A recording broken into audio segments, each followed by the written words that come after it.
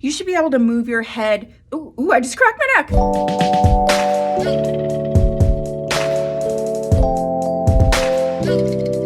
Okay, so before we get started on your wig questions answered, one of the things that I'm going to be able to do, I'm giving me the own power, is if you have a question that I feel like needs more of a full demonstration, I'll do sort of like a surface level answer, but I will write it down and make sure that I make a standalone video on that, so you'll still get it. But if I feel like it makes more sense to actually do like an in-depth video, I am going to reserve the right to veto a full answer now, and then I'll do a video on that. So if you guys ask some great questions, then you'll be able to determine what the content will be. So yeah, okay, well, let's get started. Karen's asking, is it true that the back end of your wig should be just under the ridge and not pulled all the way down to your neck?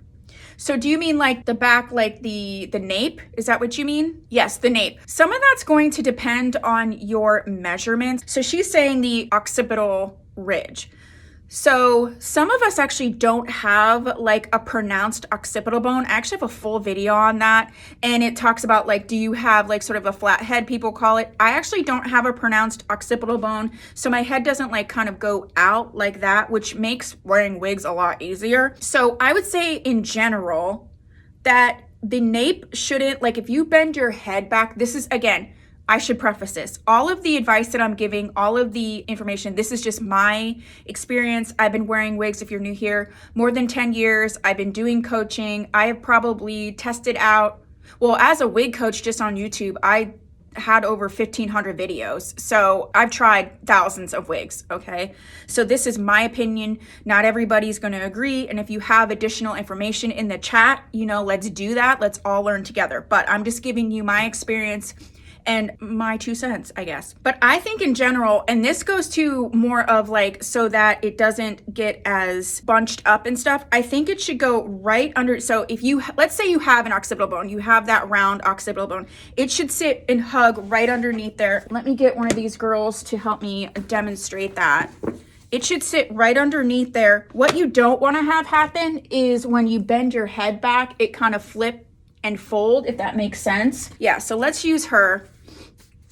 So she has, you know, something that's pretty pronounced. So it should sit right about here. If it's sitting right in this area or longer, A, it's gonna ride up. B, you could get some friction and it could like, you know, tangle up a lot of the hairs there. And it's probably just like not going to be that comfortable. So it should sit right in here so that you can bend your head this way, that way. You should be able to move your head either way and not feel it like fold. Some of that's gonna be the fit, whether you are someone that needs a petite cap, an average cap. But for me, when we do measurements, and when I do measurements on people here in the boutique, we do your circumference, and a lot of people just measure their size of wig based on just the circumference, right? So I'm 21.5 inches. That actually puts me in the petite average, so like right on the line. But then you have your ear to ear measurement and then your front to back measurement. My ear to ear measurement makes me petite. So if you just went on that, it would be petite, and then my front to back puts me in the average. So unfortunately, even if it's the right circumference from you, depending on what your ear to ear measurements are and your front to back measurements are, it still could be an issue for you. If you have a flat occipital bone like me, I have issues even like back before when I had my bio hair, like wearing headbands was always an issue. Like the headbands that went all the way around, it was like such a pain in the rocker because I had that flat occipital bone. Like I said, I already have a full video on that, on tips and tricks on what to do about that. So if you want to learn more about that, like what you can do about it to make it secure, unfortunately, on some level, you will just have to be sort of pulling it down a little bit, but there are some things that you can do. Okay, so let's scroll back because someone else had asked a question. Do you have to completely wet down the heat-friendly wig when you're using a flat iron to restore the fibers? So I'm going to give you sort of a disclaimer. It seems like I have like unpopular opinions about heat safe fibers. Maybe I just need to do an unpopular opinions video. I don't feel the same way as other people do about heat safe fiber. In terms of like wetting your wig down to use a flat iron to restore your fibers. Can I ask you, what type of flat iron are you talking about? Are you talking about a traditional flat iron just made for like bio hair? Are you talking about like the Rene Paris flat iron? I feel like it's really important to determine what tool we're talking about. Oh, the Cool Flow. I don't wet my wigs down like that to restore the fibers. I actually spot do it. So if it's a non-heat safe fiber, that's a total different animal, okay? If we're talking about heat safe fiber, honestly, I just use the Tressallure dual leave-in conditioner. I'll grab that in case some people don't know what I'm talking about. I'm in the store so I can grab all this stuff. So what I do is I use this dual leave-in conditioner from TressTech. Let's use this one for example. I get this a lot. Like, you know how I wear the Belle Tress like Dolce 23 or, you know, that are really long and straight.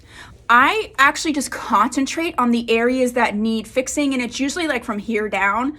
So I would just spray the dual leave-in conditioner in, sort of like comb it through, and then I work the tool. I've actually been loving that MV Airstyler for that a lot. You can also, and I do suggest maybe using like a little bit of a thermal heat spray like the Jean Renault thermal heat spray or something. Also, the Rene Paris Protect spray is actually a thermal spray too. It doesn't necessarily say that right out. Let me get that and I'll show you. I don't have a Protect spray. So there's a Protect spray and then there's this Revive liquid enhancer. This is actually will like sort of coat the fibers and help reduce the frizz. And this will help if you are using a heat tool. They use this one with the Rene Paris flat iron. So long story short, I don't like wet my whole wig down. I do find though that water can be like your best friend. Heat safe fibers or no, I always tell people before you do anything, even before you do a lot of product or what have you, try water first. So like try washing it, try like, you know, wetting it, letting it dry, detangling it, all that, and see what happens. And then I would just concentrate on the areas that need to be fixed. Again, if it's a longer wig, it's gonna be usually about here down, shoulder width down is where you start getting it pretty janky, right? So that's my long, unnecessary answer to that. Hopefully that answers your question. Angie says, do you offer services for reviving a wig? Yes, I do. It is on my website. And if it's not listed, it should be. Let me check really quick. I do a bunch of services on my wigs, thinning wigs, reviving. Let me just make sure because I'm saying that and I'm like, is it actually live?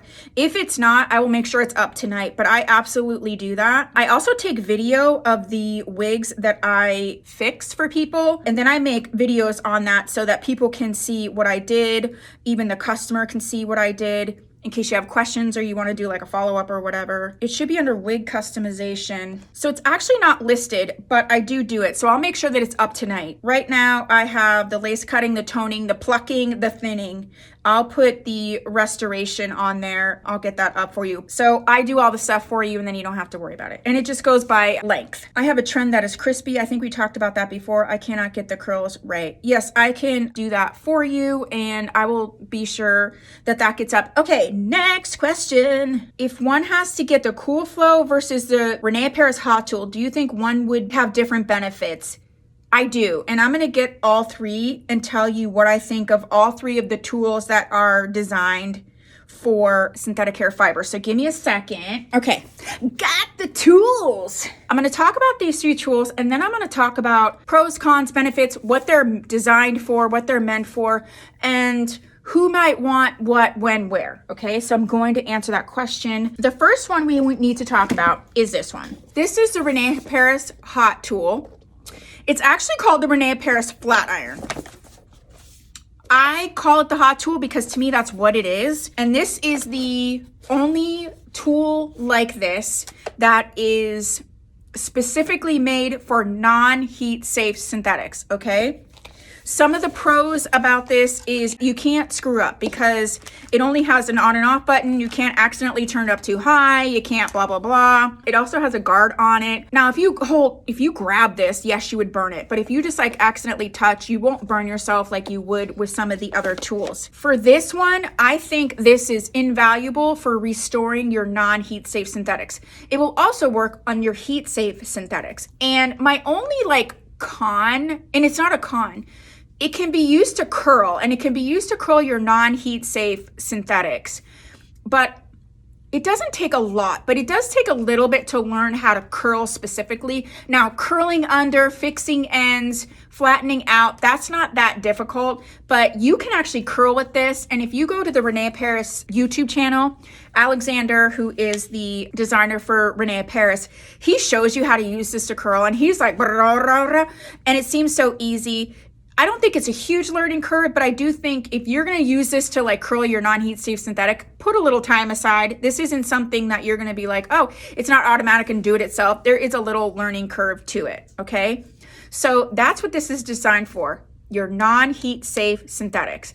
A lot of the pros are that you can't mess up the temperature, it's a little bit safer, and this is really good at restoring wigs, okay? So that's just the flat, this is what it's for. Let's talk about the Cool Flow. Then I'll talk about one or the other between the Cool Flow, and then I will talk about the other one and what I like about it. So this is the Cool Flow Dual Styler from Tressallure, and it looks like this. This is the one that has like a lot of features, right? You got a lot of bells and a lot of whistles with this, and I really love this for a lot of reasons. I do like the cool shot because when you're curling a synthetic wig, you shoot it with the cool air and that sets the curl. So I have videos on my channel where I was doing a tutorial, and this is before these tools came out, where you would like have to curl it, pin it up, wait for it to dry, and then let it set. Because, you know, we wear it as hair, but it's fibers. This has that cool setting, so you can basically set it like right away. I love that. The other thing I love is that there is a temperature. So you can have it be low enough for a lot of wigs, but you can actually have it higher. Like some of your wigs that have like a sort of a beefier heat safe fiber may need a little higher temperature. You can do that with this. I love it for the flat iron part is like lickety split. That's awesome. This one though, I also feel like has a learning curve with the curling. I think it makes the curls a little nicer and more defined than the Rene Paris hot tool. But if you don't curl it, and it tells you in the directions how to do it, but I don't know, my mind, I had to do it a few times before it like clicked, because if you don't do it the right way, you'll get like a line crease because it does have that line there. So it'll be like curl with a little line crease, okay? So again, learning curve on this, right? But there's a lot of features. So what's the difference? If you have to just get one, I would get this one because it's more versatile and it can do more things, right? If you're someone who wants the tool because you want to be curling stuff, going to the next level, doing some fun things, you know, whatever, I would say go with this one. But again, this is not made for your non-heat safe synthetics.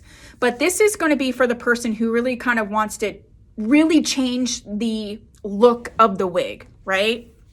Like you want to add curls to a straight wig. This is going to take it there a little bit easier. Again, learning curve. So long story short, no matter what you're doing, products, tools, if you have an old wig, keep it. I know it's like, okay, it's an old wig, I'm going to throw it out or donate it. I would say keep one heat safe and one non-heat safe synthetic, like as your tester. Anytime you're doing tools or products, try it out on those, you know, get it out. I have one wig where it's like half fried, half straight, half curly, because it's like my tester wig. However, I didn't think that this would be me, but I'm in love with this. And there's things about this I'm in love with and not in love with, but the one thing that I'm in love with is this brush right here. And my long like Beltress Dolce, I spray a little bit of that dual leave-in conditioner and I just like,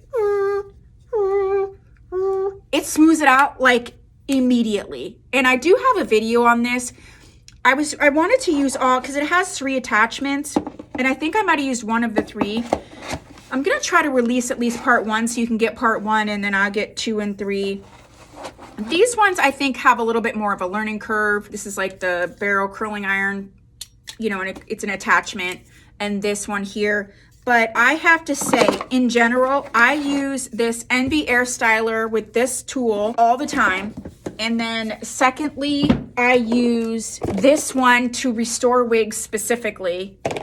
And then, like I said, if I was really going to do some heavy duty styling, I would use this. Kristen says tester wigs are really a must for learning to trim also. Yes, I have a client that comes in here, and she comes in here pretty regularly now, and she has a thing about cutting bangs. She has to have the bangs a certain way. You know me, I hate bangs in my face, and she always says she gives herself 10 minutes. So she puts a timer on because she's like, after 10 minutes, if I keep cutting, then I end up cutting too far, too much, whatever. So she said I have to put a timer on so that I don't go too crazy with the scissors. Deidre says, do you have an opinion as to whether adding a strap in the inside of the cap is effective? I do. I had done that in the past. I think it works very well for a couple reasons. One of the reasons that I think sewing in that strap. So the funny thing is there's a difference between wigs that are marketed towards women of color and then wigs that are marketed towards women who are not of color. Like, we know that there is sort of like the beauty supply store versus the name brand wig. The constructions are different. The features can be different. The terminology is different for same things. But I have found that there are a lot of wigs marketed for women of color, okay, who have the strap that's already built in. And what I like about that, some of it I don't like just because I find it like annoying to wear or not wear. And the thing that I don't also like about it is I'm a migraine sufferer. So if I'm wearing the strap and it's already like attached to my wig and I get a migraine, I can't flip it up because then I can feel it in the cap. But if you don't have that issue, the problem that I think that strap solved the best is, do you ever have a wig where, especially if it's soft Swiss lace, but there's some, there was a wig by Paula Young, oh gosh, what was her name? And it was like, there was a heat safe version that they came out with and then a regular non version. And the heat safe version, for some reason, the cap, the lace would like pucker right in the front, and it was super annoying. So sewing in a strap actually can flatten that lace down. So that is Heidi. Thank you, Brenda. See, Brenda always knows. So the Heidi regular version, that was like the basic cap version, versus the Heidi lace front, and it was a heat safe. The cap construction was different. So that, I would say, yes, use the strap in order to pull that if you have it flat. However, I did find a strap, and I actually filmed a video on it, and the footage got corrupted. This was a long time ago. But I found a strap that you can sew in that has the hooky-doos, the bra strap sort of clips like on a bra.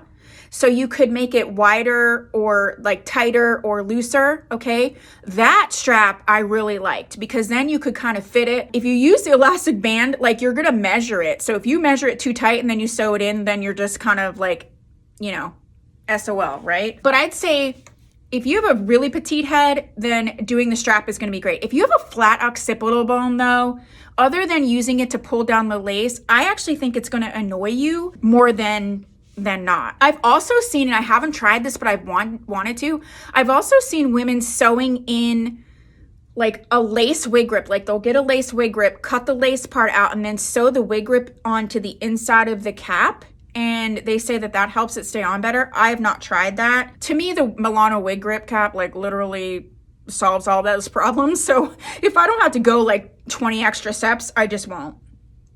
So that's the answer to that. I hope I answered it. I will come back to the flyaways, Brenda, if you don't mind reminding me. So Angie says, I have 2 alvas, but they are bristling with Permatease. I do use a metal wig brush to break it up and float the hairs, but I have a lot of videos on Permatease and my thoughts about Permatease and tips about Permatease. I talk a lot about Permatease and what you can do about Permatease. I came to wigs from beauty supply store wigs first, and a lot of them have, they call them filler fibers, but a lot of them have that. So that was just something I was used to doing, and I would like my wigs real flat. So a lot of my older videos, I'm literally talking, I have so many videos on Permatease and what to do about it for reals. If you search Tia Maria Wigs Permatease, a bunch of videos are gonna come up, literally, because Permatease is a topic that I've been tackling for quite a while. Because I think, unfortunately, like Lane from Rene was my first name brand wig. And I feel like some of those wigs would turn people off because of the Permatease. And I love it so much. And it's like, it's actually quite an easy fix if you know what to do. I will show you what a Permatease comb looks like, and I'll give you the do's and don'ts. So we were talking about frizzies and flyaways. Is that what we were talking about, Brenda? I'll get the lift comb and I'll get the other products to talk about Frizzies and Flyaways. I just did a video on how to use this particular product, so that will be coming out, so look to that. First of all, Permatease. I love the Rene lifting comb to break up Permatease. I actually think I have a specific video on that. The one thing that I will say, you can see that they're kind of sharp, right? This is the best thing ever. However, do not rake this over your lace at all. Just use this in the Permatease section, please, because this will rip your lace. This is perfect for breaking up Permatease. Okay, so for the Flyaways and the Frizzies, if you feel like the Flyaways and the Frizzies are because of like a little bit of damage, I love the dual leave-in conditioner for that.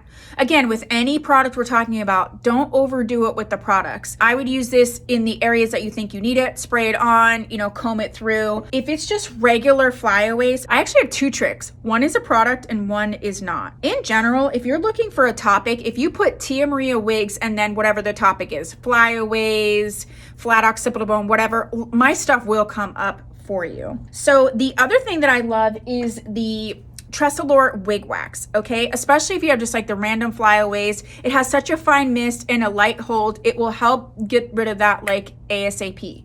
Before that, especially right now, it's no joke, 11 degrees here. 11, disgusting. But my heat is on, which just kicked on, so the air's so dry.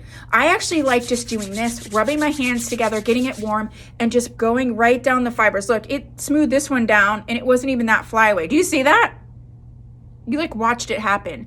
I actually do that before I do anything. Then I would use this wig wax if it's just a regular scenario. I use this shaping cream. So this is the Beauty Mark shaping cream. It's gonna be similar to the Envy Beauty Balm and also the Jean Renault Peace Out cream, right? It's like a thick, sort of a cream scenario. You need the tiniest bit. Again, I just did a video about this, so it'll be going up on my channel really, really soon. But I take the tiniest bit on my finger, especially for like the stuff that gets in my face, and then I rub it all in my fingers just to distribute it so you don't chunk it any one place, and then I literally just go like this and it'll smooth it back.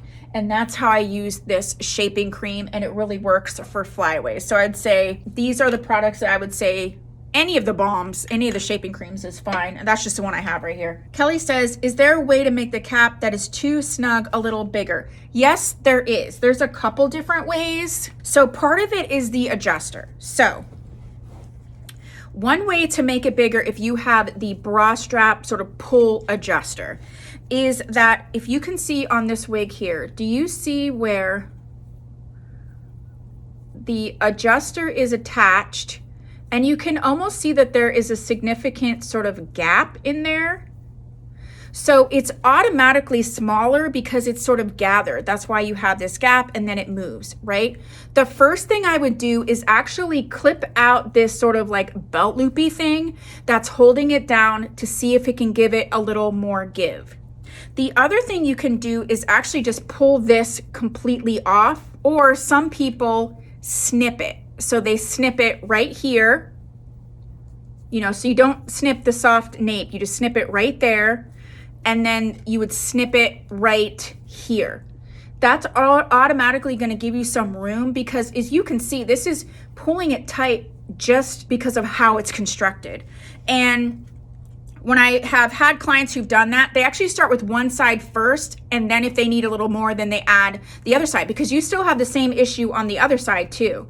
It's already pulling. You can see it gathering just the way that the adjuster is.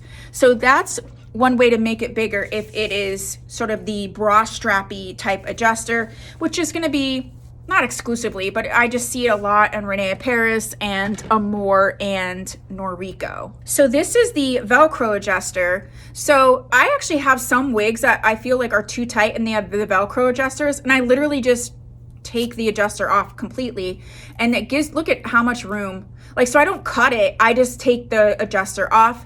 Again, you can cut like the belt loopy thing to give you some area, and then if you really want to, you would really only want to cut this off if you felt like it was annoying you. But that's what I do, is like I'll just leave it undone and then cut that little belt loopy thing. You can stretch a wig. I have seen people like wet their wig, like wet the cap, and then put it like on a wig head or something that's a little bigger and kind of stretch it. You could deform the cap though that way. So I would do those techniques first. Okay, so if you're watching on the replay, you can ask whatever questions you have down in the comments section. I will add them either to the list for next month, or I will add them to videos that I put together. So yeah, I will see you again. Look for this again. I will definitely do this maybe like in February. I think I'll be able to do it twice a month. So for the most part, look for every other Wednesday. So the opposite Wednesday to the sale. Look for these and we'll just keep doing them and it'll be fun. I hope everybody has a wonderful evening and I will see you soon. Bye everybody.